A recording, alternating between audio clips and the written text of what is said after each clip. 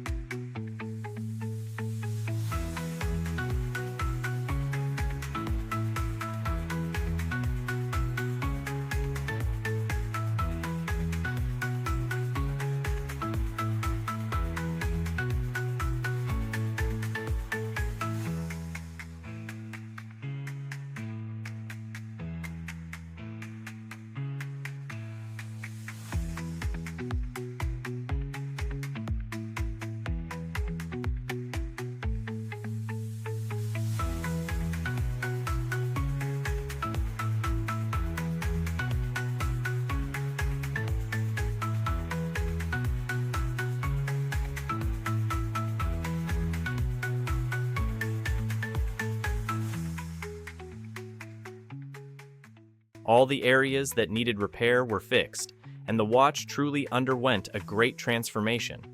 Here is the final result. What do you think? Isn't it beautiful? And how do you rate the young man's skills? On a scale from 0 to 10, what score would you give? If you enjoyed the video, don't forget to like and subscribe to the channel for more amazing content. Feel free to leave a comment.